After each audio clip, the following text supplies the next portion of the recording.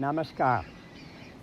Today I'd like to talk about some tips for deepening your meditation experience.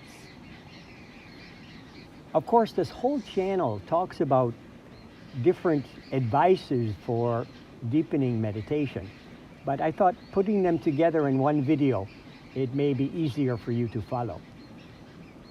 So I'll go from the external and go gradually towards the internal. So first of all, the external physical place where we sit in meditation. We can choose any part of our house, maybe a small portion of our room. Doesn't have to be big, 1 by 2 meters would be fine. And then sit there for the meditation. Sometimes going outside to meditate in any quiet place where, especially if our job is full of tension or stress or so much sensory input, so much noise, we need to get away once in a while to some quiet place for half a day or even a few hours, maybe one day according to our capacity and availability. It's not good to meditate in our place of sleeping. So choose any part of the room or house to do your meditation. And time, same time every day. So when we do meditation, same time and same place, because we're creatures of habit, it becomes very natural that time we'll meditate at that place. Another thing about time is sandhyas. The yogic texts talk about the sandhyas. That means the time between, for example, the morning sandhya is 45 minutes before sunrise until 45 minutes after sunrise.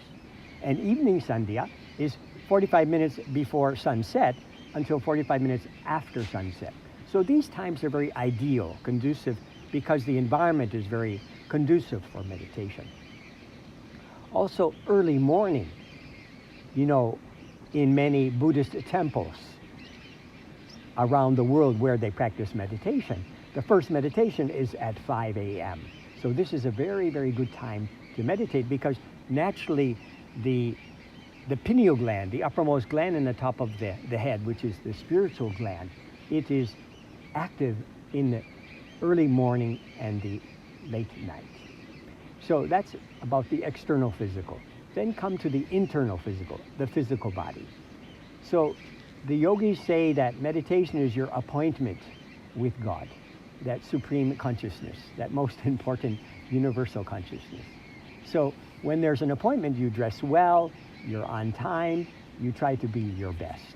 So also with our physical body, a cool bath or half bath before meditation makes our body cool, our nervous system cool, our brain cool. And the yogis, they used to love meditating in cool climates. Even the first yogi, Dada Shiva, he would go to the Himalayas during the summertime to escape the heat of the Indian plains. So with a cool body and a cool nervous system, it's very easy to enjoy deep meditation. The other thing is about our posture. The posture in meditation is extremely important. It should always be upright. I remember when I went to the center one time and I saw people were sitting for the meditation and many were going like this. And I thought, oh, this is how you meditate. So I would sit down and I'd also start to go like this. But actually, this is poor posture. So when our head is nodding or it's tilted or our bodies are swaying, our posture is poor, it means we're not able to concentrate well.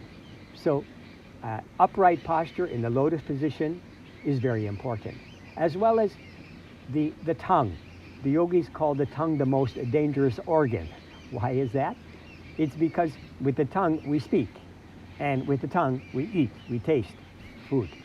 So if this tongue, this organ is out of control, we might eat too much, we might speak the wrong things.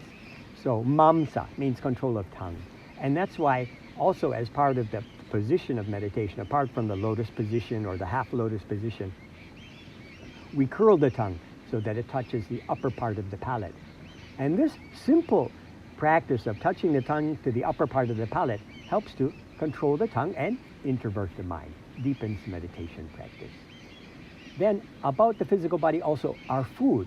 If the food is very spicy or very hot or it's very oily, it heats up the system. So remember, a cool body, cool nervous system, cool brain is ideal for meditation.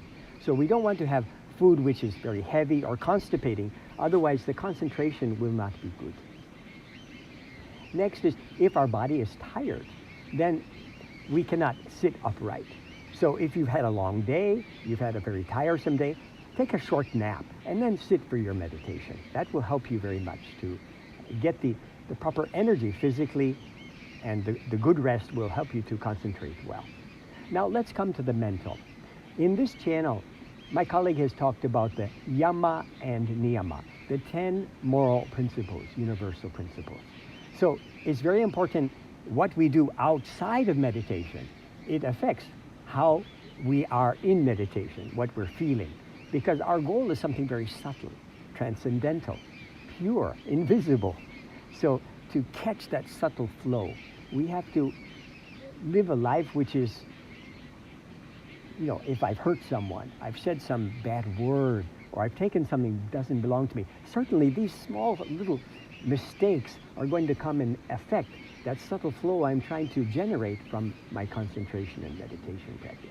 So the yamas and niyamas are very helpful to make a peaceful mind, a peaceful, inner environment for meditation to take place.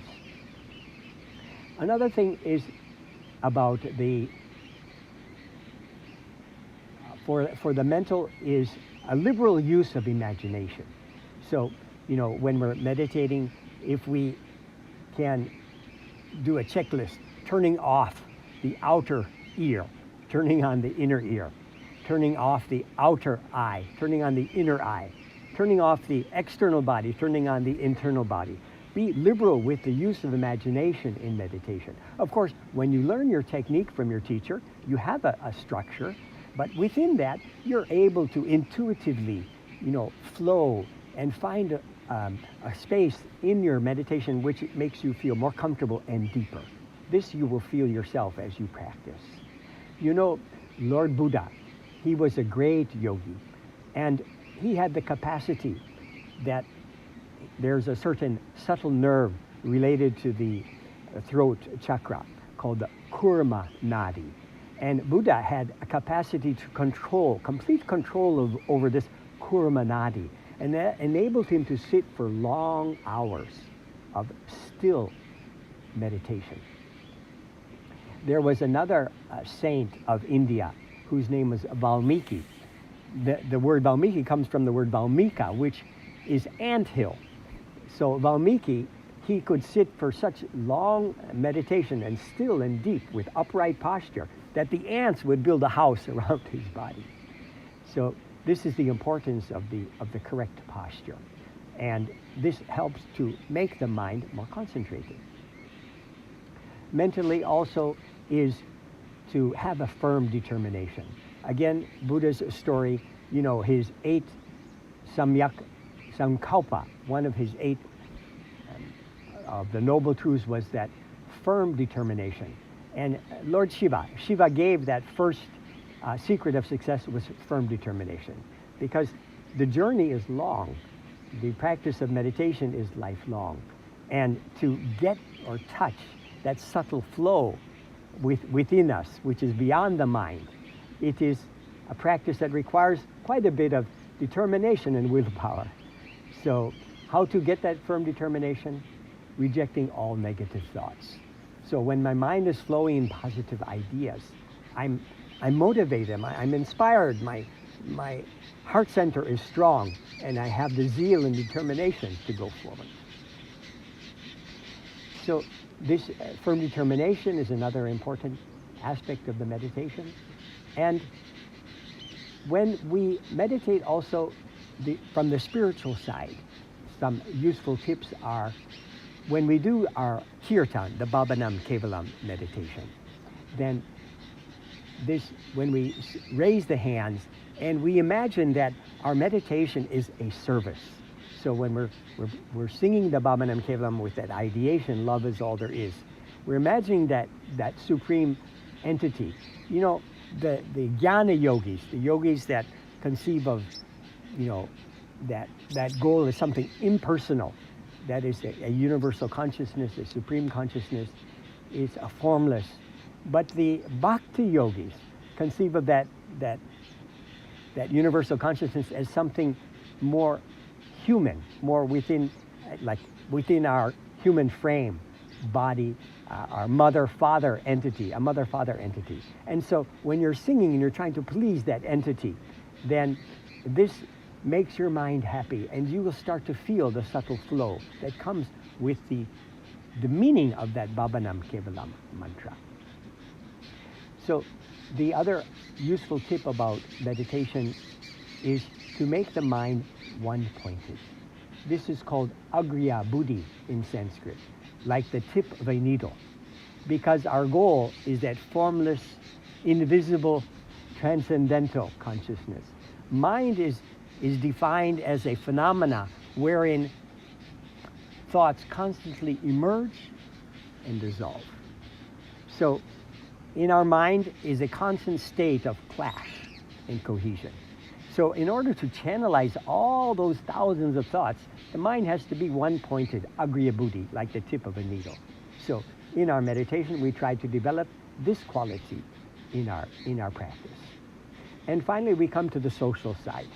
The social side also is important because, that collective meditation, if we can find a place where there's a collective meditation going on, even a gold vessel, it needs to be polished sometime.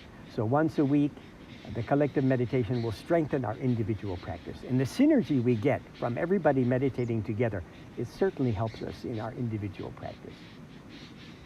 Another thing is attending seminar or retreat. So every 6 months, or maybe once a year, once every 3 months, depending on what is available. That collective energy of so many people meditating 5 times a day, doing yoga exercises twice a day, doing the kirtan dance, long hours. There's a tremendous, intense buildup of energy, and this will help you very much to deepen your meditation. It gives you a boost that carries you for many days and weeks thereafter.